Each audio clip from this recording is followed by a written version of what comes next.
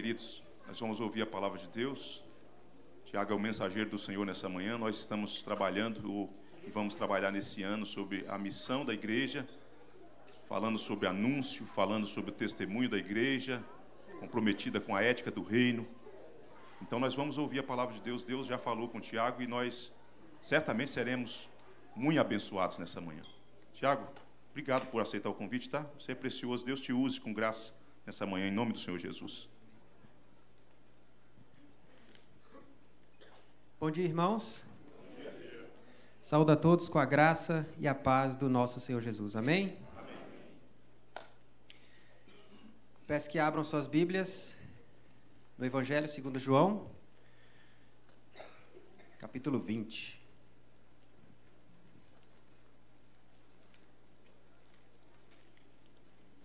Evangelho de João, capítulo 20.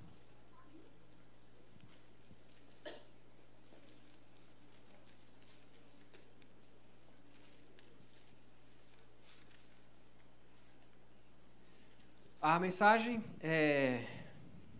vai se basear dos versos 11 a 18. João, capítulo 20, versos 11 a 18. Mas para a gente entender o contexto, a gente vai ler desde o primeiro verso, tá? Do capítulo 20. Mas antes da gente ler o texto, é importante a gente perceber o clima, o contexto emocional que João transmite aqui nessa narrativa. Você com certeza já viu vários filmes em que está tudo correndo bem, você está se divertindo, você está rindo com a história, torcendo ali pro herói e tal, mas acontece alguma coisa que acaba com aquela sensação boa. Por exemplo, tem um filme que eu achei sensacional chamado Menina de Ouro. Quem já viu? Beleza. Menina de Ouro, que conta a história de uma boxeadora. A gente passa o filme inteiro torcendo por ela, vendo, se divertindo ali no treinamento, vibrando com o desenvolvimento dela, com as conquistas. Quando lá pelas tantas acontece uma situação que ela fica tetraplégica. Parece que cai assim um peso no nosso estômago. A gente passa de um momento de euforia para uma de tristeza. E isso acontece aqui no Evangelho de João. O apóstolo, ele divide o seu material em duas grandes partes. Do primeiro capítulo até o final do capítulo 12, é conhecido como Livro dos Sinais. O foco aqui está no ministério de Jesus em atos e palavras, ou seja, em milagres e discursos. Já do capítulo 13 até o final do livro, do Evangelho, é conhecido como Livro da Glória. O foco está na crucificação e na ressurreição de Jesus. Sendo que nessa parte, no Livro da Glória, João dedica 7 capítulos para descrever, para relatar as últimas 24 horas de Jesus. Começando ali no capítulo 13. Então, no seu evangelho, o que ele faz? João começa ali apresentando o protagonista, o herói da história, o verbo de Deus. E aí ele coloca a gente para ver, então, Jesus ensinando, fazendo milagres para várias pessoas.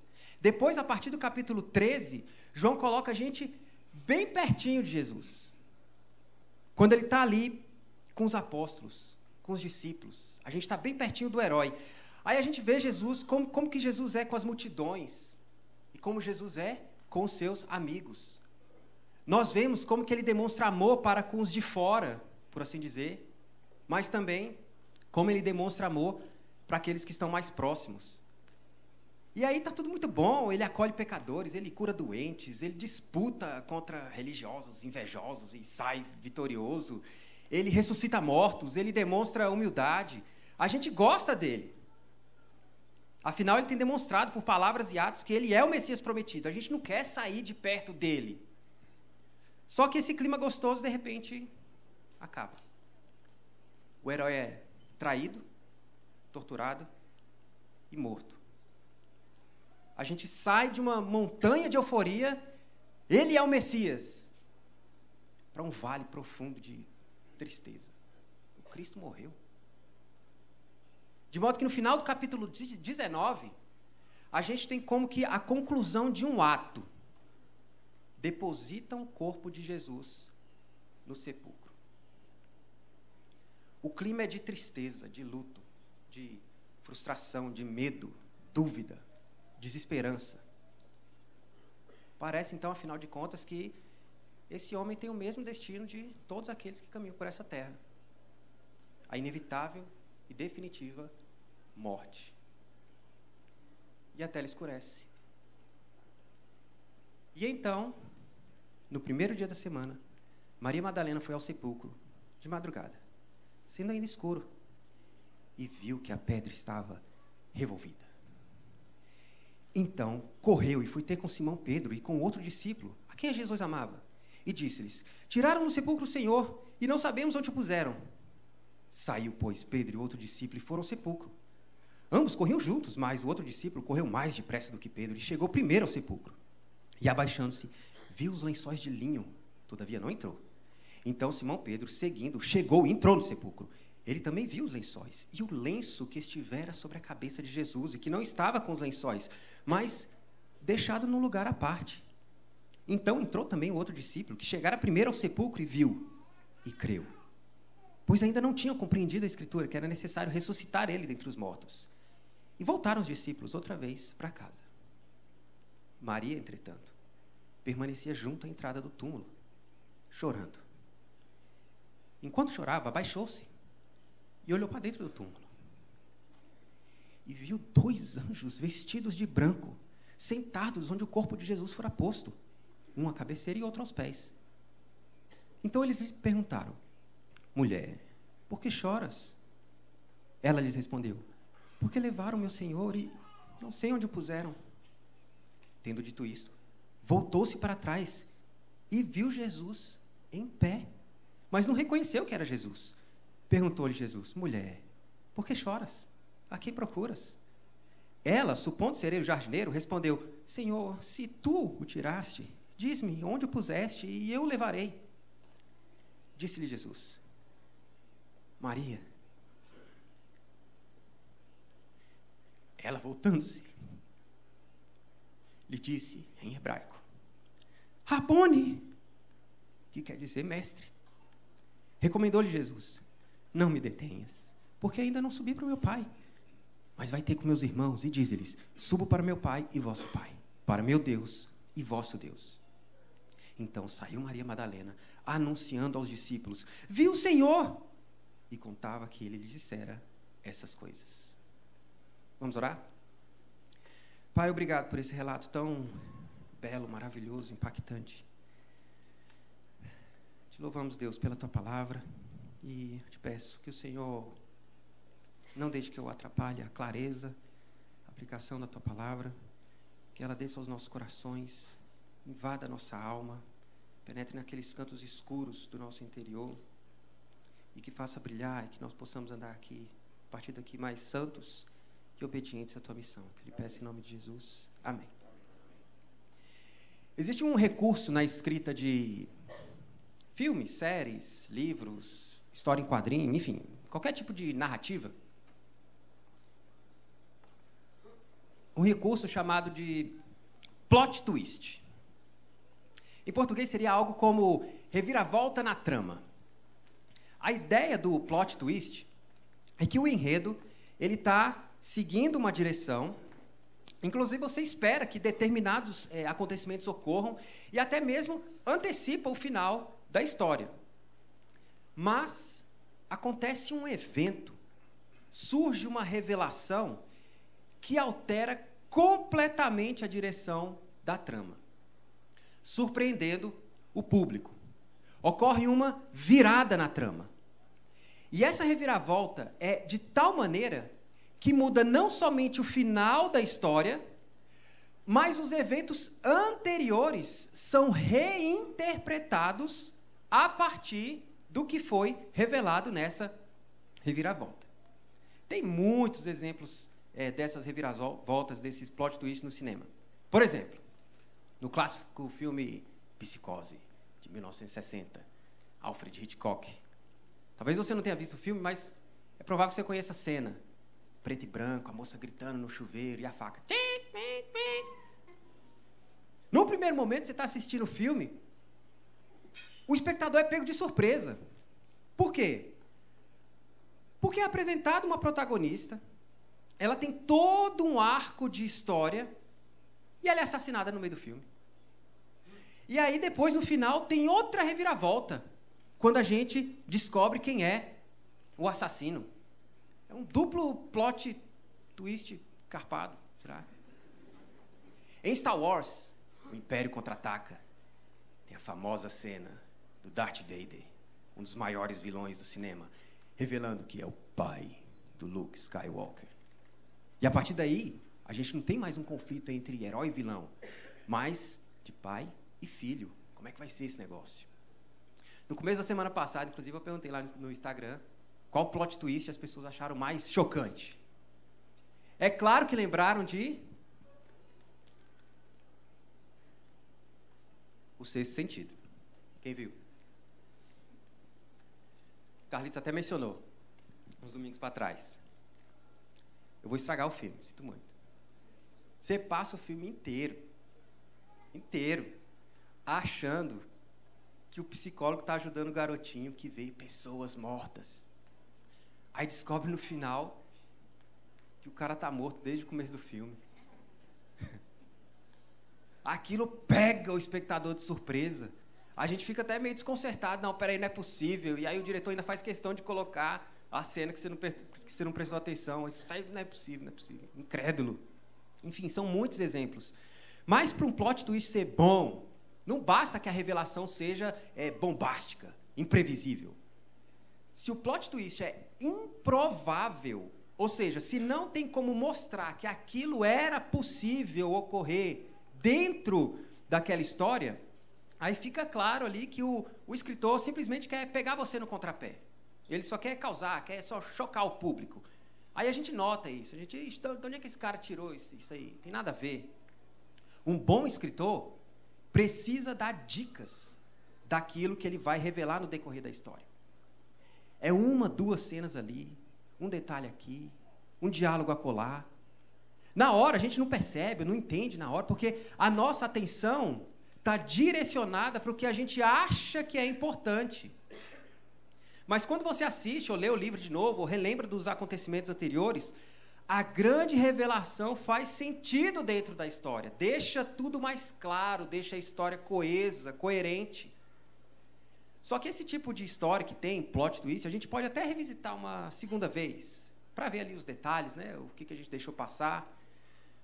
Mas depois perde a graça. Não tem mais aquele impacto, aquele choque, aquela surpresa inicial. Mas nenhuma reviravolta se compara ao que aconteceu naquela manhã de domingo, primeiro dia da semana, quando Maria Madalena descobre que a pedra do sepulcro estava removida. Aqui no texto que a gente leu, nós temos o maior plot twist da história do universo. É uma reviravolta tão impressionante que nós não deveríamos nunca deixar os nossos corações perderem o impacto, o choque, a surpresa do que aconteceu. Se os melhores roteiristas, escritores, diretores de cinema, pessoas falhas e pecadoras planejam cada detalhe para que o enredo faça sentido, será que Deus, o autor, o escritor, o diretor, também não planejou cada detalhe do momento que transformou a história do mundo e especificamente transformou a história de cada um de nós? Hoje nós vamos ver que a ressurreição de Jesus é o fundamento da nossa fé e que nos move a pregar o Evangelho. João nos mostra que a ressurreição de Jesus nos retira de um estado de desesperança e nos motiva a cumprir a nossa missão como povo de Deus.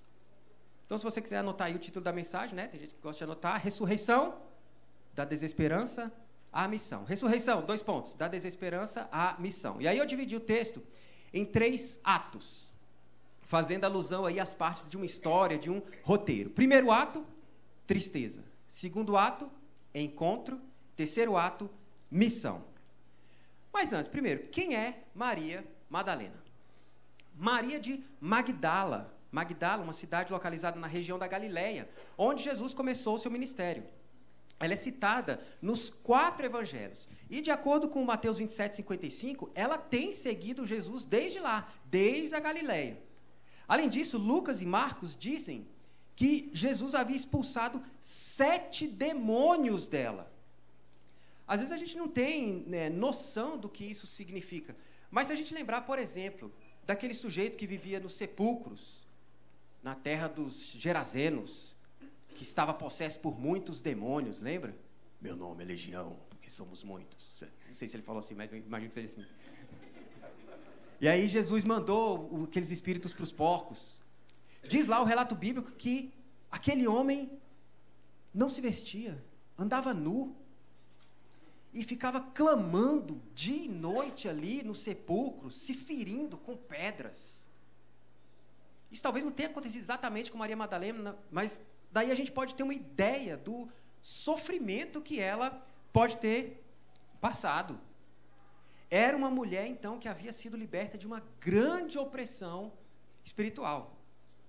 Lucas relata também que ela estava entre as mulheres que ajudavam no ministério de Jesus, prestando assistência com seus bens, ou seja, auxiliava financeiramente o ministério de Jesus.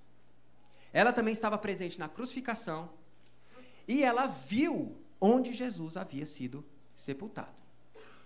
Então, diferente do que a gente escuta por aí, não tem nenhuma evidência de que Maria Madalena tenha sido uma meretriz, uma adúltera ou esposa de Jesus, que seja, como diz na ficção.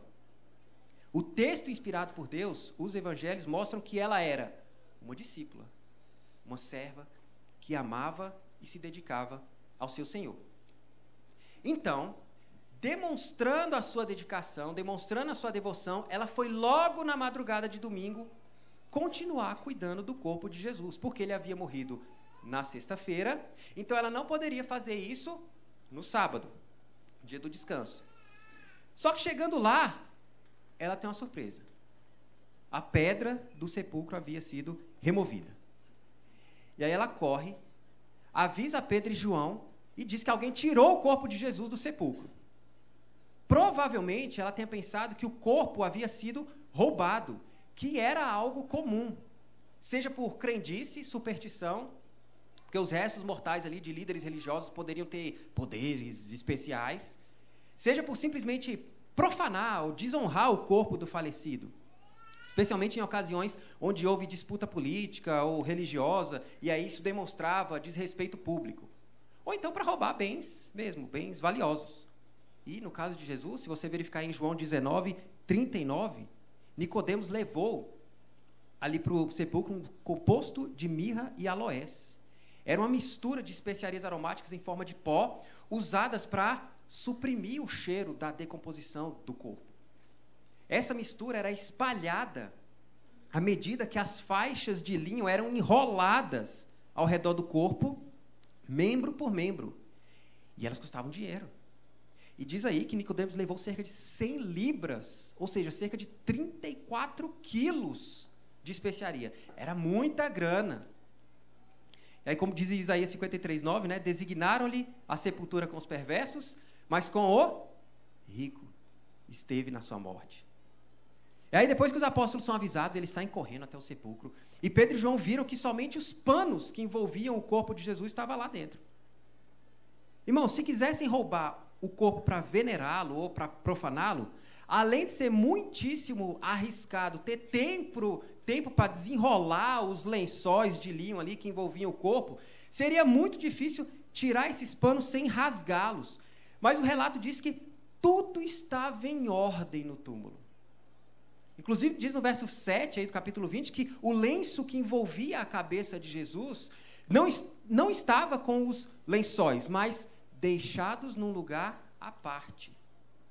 Um comentarista diz que essa descrição aí, as palavras utilizadas, indicam que o lenço havia sido enrolado com cuidado e colocado de lado por alguém que não precisava mais dele.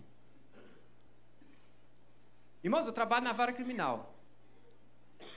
Eu nunca vi em 4 anos, eu nunca vi um ladrão invadir um lugar, uma casa, um carro que seja, roubar o que ele quer e arrumar tudo depois. Que ladrão é esse? Que pega o que quer e depois gasta tempo deixando tudo arrumadinho. Se quisessem roubar o corpo em busca de bens, de riqueza, a coisa de mais valor que tinha ali eram os panos cheios de especiarias. Que ladrão é esse que deixa o produto do crime, aquilo que tem mais valor, para trás e leva o corpo? É a mesma coisa do sujeito chegar para você no meio da rua, passa aí a capinha do celular. Não faz sentido. Então os discípulos veem aquela cena e voltam para casa, descartando a possibilidade de roubo. João, então, com uma fé incipiente. E Pedro, conforme diz Lucas 24:12, maravilhado do que havia acontecido. Mas Maria ficou na entrada do túmulo chorando. E a gente entra no primeiro ato. Tristeza. Versos 11 a 13. Pedir para os irmãos lerem, por favor. Versos 11 a 13. 1, 2, 3.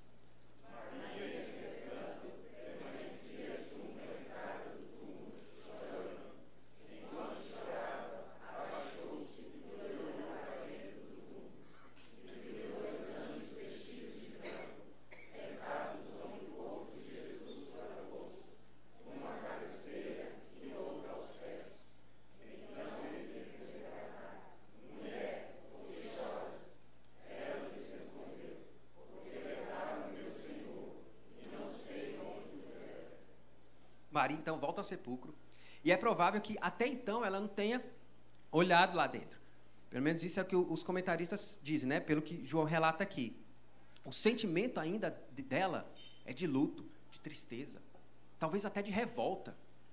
Puxa, não basta terem crucificado Jesus, uma morte indigna, e agora roubam o seu corpo? E ela continua chorando.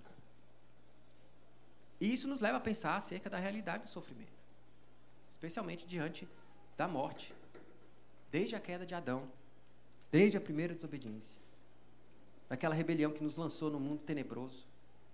Nós vivemos tendo certeza de uma coisa: nós morreremos. E foi o próprio Deus quem sentenciou: certamente, certamente você vai morrer. A gente tenta fugir, tenta não pensar a respeito, tenta encher o nosso coração com distrações, empurrar isso para longe da nossa experiência, se evadir do fato de que o nosso tempo aqui está acabando. Mas, no fundo, aquela voz ainda ressoa na nossa alma: tu és pó, e ao pó tornarás. E a Bíblia não trata com leviandade acerca da dura, tenebrosa e inevitável realidade da morte. Moisés, por exemplo, no Salmo 90, diz que os dias da nossa vida sobem a 70 anos, ou em havendo vigor, a 80. Nesse caso, o melhor deles é canseira e enfado, porque tudo passa rapidamente e nós voamos. E a Bíblia também não trata com desprezos, com superficialidade, acerca da dor que a morte traz aos que ficam. Quando Davi, por exemplo, fica sabendo da morte de Saul e Jonatas, diz a Bíblia que ele e seus homens prantearam, choraram e jejuaram até a tarde por Saul e por Jonatas, seu filho, pelo povo do Senhor, pela casa de Israel, porque eles tinham sido mortos à espada. Então Maria Madalena, ainda chorando, olha para dentro do túmulo e vê 2 anjos vestidos de branco, onde o corpo deveria estar. E a aparição de anjos na Bíblia sempre é um indicativo de intervenção divina. A manifestação deles mostra que Deus fez, está fazendo ou fará alguma coisa, especialmente relacionado à história da redenção, aos atos redentivos de Deus. Hebreus 1,14 diz que os anjos são espíritos ministradores enviados para serviço a favor dos que hão de herdar a salvação. Então, por exemplo, os anjos anunciam alguma coisa, como o nascimento de Jesus. Eles ministram aos necessitados. Por exemplo, Pedro foi libertado da prisão por um anjo lá em Atos 12, 7. E os anjos vão ser ativos no julgamento final, conforme o livro de Apocalipse. Anjos não tomam a forma física e aparecem à toa. o surgimento deles aqui mostra que Deus fez alguma coisa. Tem uma dica aqui. Então eles perguntam para Maria: mulher, por que choras? E a palavra grega para mulher aí não tem um equivalente exato em português. Os estudiosos dizem que é um tratamento totalmente cortês, respeitoso. Então, traduzir simplesmente por mulher, embora seja possível, carrega uma certa distância e até mesmo a agressividade. Mulher, por que você está chorando aí? Então, talvez senhora se aproximasse um pouco mais do sentido aqui, né, de ser um tratamento mais respeitoso. E a pergunta deles, por que choras? Ainda que seja uma pergunta simples, né, por que você está chorando? Para tirar a informação mesmo de alguém, contém uma gentil censura. Por causa do que ocorreu, não era para ela estar chorando nessa hora. Mas a resposta dela mostra que ela está numa profunda tristeza e luto. Porque, afinal de contas, irmãos, nós estamos há tanto tempo sob a dominação, opressão da morte, que nós achamos que o enredo é esse. Salomão, em Eclesiastes, por exemplo, diz: todos têm o mesmo fôlego de vida e nenhuma vantagem tem o homem sobre os animais, porque tudo é vaidade. Todos vão para o mesmo lugar, todos procedem do pó e ao pó tornarão. A história, a trama, já é previsível. O fim de tudo na vida debaixo do sol é a morte. E além da dor pela morte de Jesus, Maria Madalena ainda não pode nem ao menos prestar uma última homenagem ao seu mestre, ou, como ela diz aqui, ao seu Senhor, aquele que a libertou, que ela acompanhou por 3 anos, seguindo ali desde a Galileia. Agora ela não sabe nem onde é que ele está. Ela não consegue sair da única explicação possível, que Jesus morreu e o corpo está desaparecido, levaram seu corpo. Só que aí, a gente vai para o segundo ato. Encontro. Versos 14 a 16. Vamos lá. 1, 2, 3.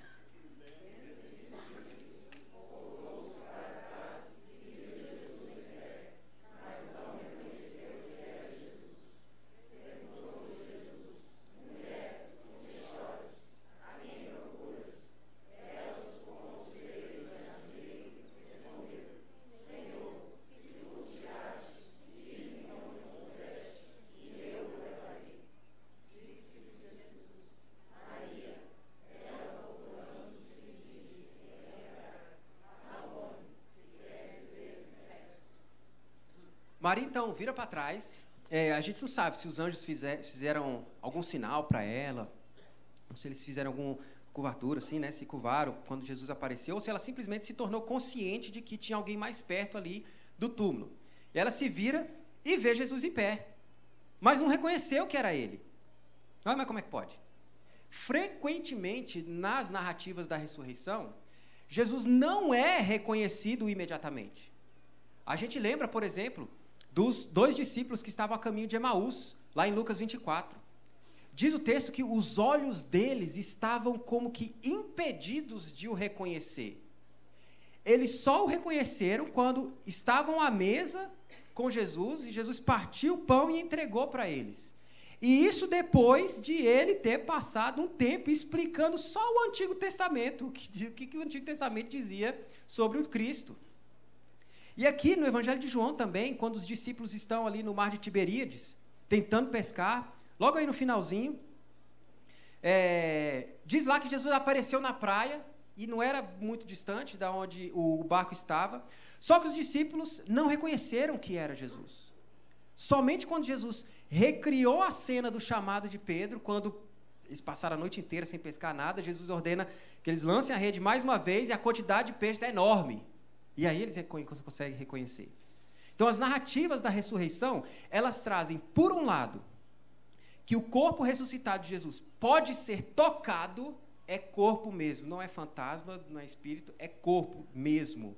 Como Tomé fez, ele tocou, inclusive tem as marcas dos ferimentos que ele recebeu antes da morte, e ele não somente assa peixe, mas também come como diz João 21 e Lucas 24.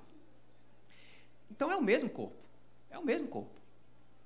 Por outro lado, o corpo ressurreto de Jesus, aparentemente, ou se levantou passando pelos lençóis, pelas roupas fúnebres, ou simplesmente desapareceu do túmulo. Como ele havia desaparecido das vistas ali dos discípulos que estavam indo para Emaús assim que eles o reconheceram à mesa. Também, em outra ocasião, aí no capítulo 20, verso 26, Jesus aparece em uma sala trancada. Então, peraí, tem algo diferente nesse corpo. O mais próximo que a gente pode chegar de uma explicação é se a gente seguir o que está escrito lá em 1 Coríntios 15, a partir do verso 35. O argumento de Paulo ali a respeito da ressurreição é enorme, então eu vou ler só alguns versículos. Paulo fala o seguinte, mas alguém dirá, como ressuscitam os mortos? E em que corpo vem? Insensato. O que semeias não nasce, se primeiro não morrer. E quando semeias, não semeias o corpo que há de ser, mas o simples grão, como de trigo ou de qualquer outra semente.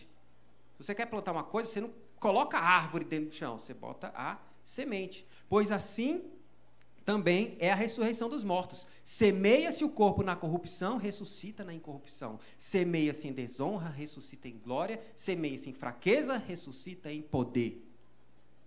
Paulo, então, compara o nosso corpo de agora como uma semente. Há uma continuidade entre a semente e a árvore. A semente da laranja vai gerar uma laranjeira. Não vai surgir uma outra coisa. A laranjeira é a semente que passou pela morte e foi transformada. Mas, obviamente, a semente é diferente da laranjeira. Há uma descontinuidade entre a semente e a árvore. Então, é isso que está acontecendo aqui. É o mesmo corpo de Jesus, porém, de alguma maneira, transformado. Semeado em desonra, ressuscitado em glória. Semeado em fraqueza, ressuscitado em poder. Além disso, a gente tem que levar em consideração também que Maria estava chorando de luto, com dor e tristeza profunda. E ela está querendo desesperadamente achar o corpo de Jesus. Por isso Maria não reconhece Jesus imediatamente. Ele não estava ali no horizonte dela, ela não esperava por isso. Você já deve ter passado por algum momento de tristeza que o impede de raciocinar. Você só consegue chorar. Então, nessas condições é muito difícil, e eu penso que até é impossível que ela consiga por si mesma, sem uma intervenção divina ali, ela por si mesma, sair desse estado, tendo convicção que o seu mestre morreu, que é uma situação irreversível e que o corpo dele está perdido. E Jesus, então, faz exatamente a mesma pergunta que os anjos fazem. É a mesma pergunta, as mesmas palavras. Mulher, por que choras? Só que ele adiciona, a quem procuras? Aí um comentarista diz que essa pergunta serve como um convite, tanto para Maria, quanto para os leitores do Evangelho, pensarem sobre o tipo de Messias que eles estão procurando.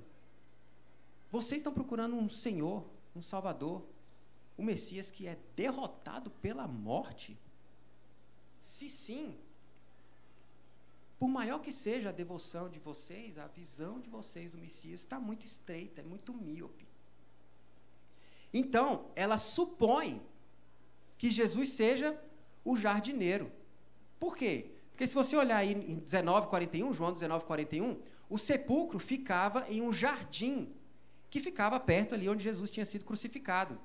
Ele foi colocado no sepulcro ali às pressas, porque o sábado estava chegando. Então, Maria deve ter pensado que o proprietário mandou o jardineiro remover o corpo daquele criminoso executado ali, que foi colocado às pressas no sepulcro novo, só para passar o sábado.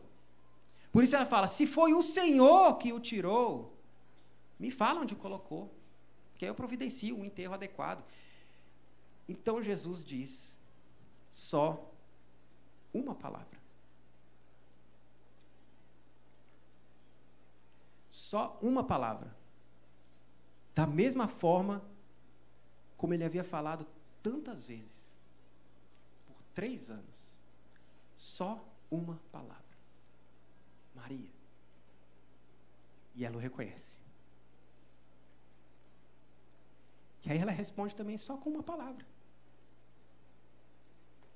Da mesma forma como ela havia falado tantas vezes, por 3 anos. Só uma palavra.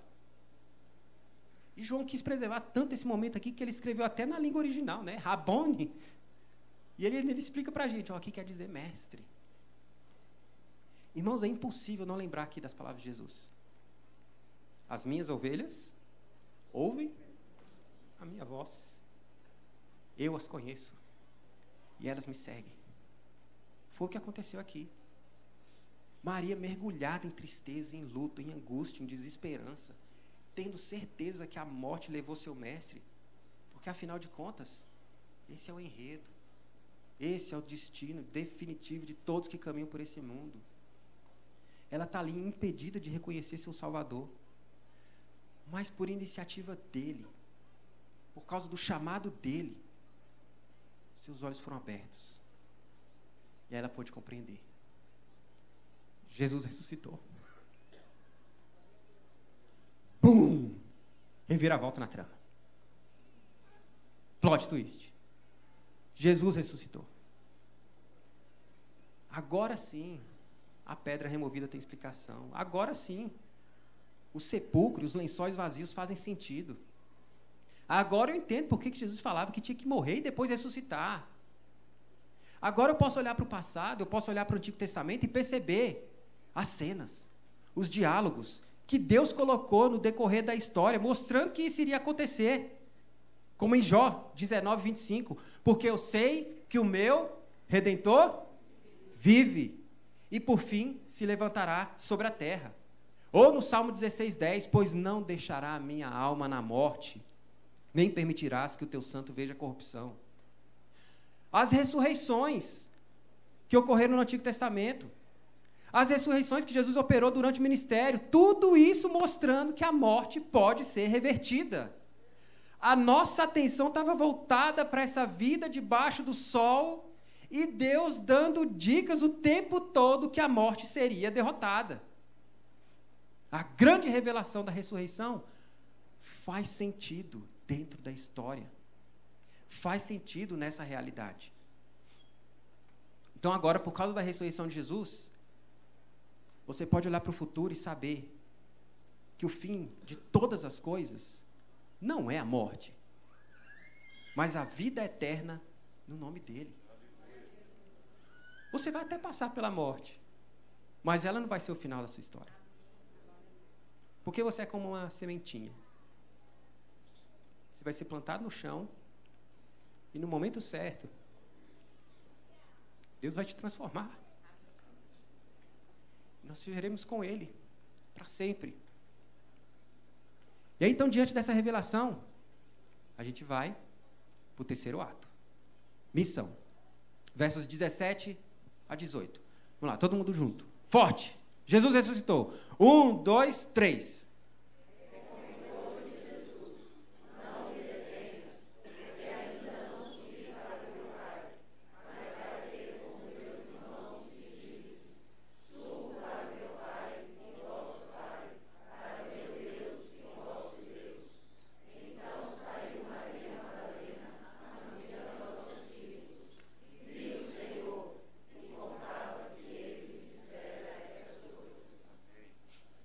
O verso 17 está entre os mais difíceis do Novo Testamento. Eu não sei porque que eu entro nessas. Tem várias possibilidades de tradução, interpretação, tem muito debate, tem questões teológicas por trás. Então, por exemplo, a palavra que está aí traduzida por detenhas, né? Não me detenhas, também pode ser traduzida por toque. Então ficaria, não me toques, porque ainda não subi para o meu pai. Mas por que Jesus falaria isso para Maria Madalena, sendo que logo em seguida ele vai falar para Tomé, pega aqui nas minhas mãos, toca aqui no meu lado? Não faz sentido. Então, eu gosto, isso é um dos probleminhas, né, que os estudiosos notam na questão da tradução. Eu gosto da explicação simples, comum e direta que eruditos como Don Carson, William Hendrickson e João Calvino defendem. Acho que tá bom, né? Então, geralmente, quando você está procurando alguém, quando está desesperadamente procurando alguém, sei lá, um filho que se perdeu no shopping, que se perdeu no mercado, e aí você o encontra, o que a gente faz? Dá bronca? Não. Abraça. Abraça. Quem Maria estava procurando desesperadamente? Ela repete várias vezes aqui: Jesus. Quando ela o reconheceu, irmãos, é muito provável que ela tenha se prostrado, caído em terra e abraçado os pés de Jesus,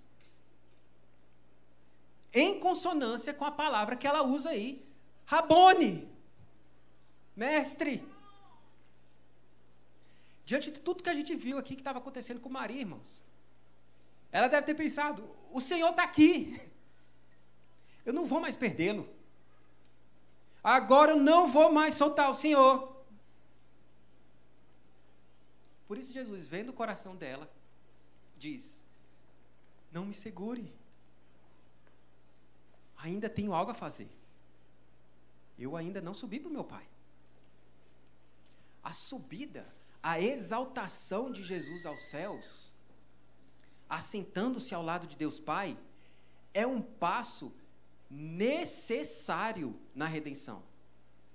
Jesus disse para os discípulos em João 16:7 que somente assim, com ele indo para o Pai, é que o Consolador, o Espírito Santo, viria para habitar em nós. Maria está, obviamente, querendo a presença física de Jesus ali, mas ele tem algo muito mais grandioso para ela. Ele vai estar presente nela, por meio do Espírito. Então, com isso, ele dá uma ordem para ela: vai ter com meus irmãos. Não é bonito isso? Jesus chamando seus discípulos de irmãos. Eles são da família de Deus.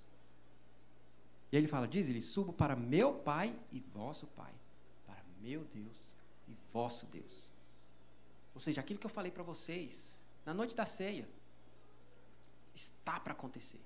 Eu estou voltando para o meu Pai e vosso Pai. E é interessante que, ao mesmo tempo que ele enfatiza o relacionamento fraternal, ele também ressalta a diferença que existe entre eles. Ele é o Filho por natureza de Deus Pai. Jesus é Deus. Os outros são criaturas. São filhos, sim, filhos adotados, que pela graça recebem os mesmos benefícios, são co-herdeiros com Cristo. Serão ressuscitados e Deus os ama. Então Maria obedece a ordem. Ela vai até os discípulos e anuncia: vi o Senhor. E conta o que ele disse. Ô gente, a gente lendo isso aqui, a gente consegue notar a mudança de ânimo de Maria aqui. Se ela continuou chorando, agora são lágrimas de alegria. Se antes estava desesperançada, agora ela tem um propósito. Jesus ressuscitou. Mudou tudo para ela. Que final. Bom, o que diremos, pois, à vista dessas coisas?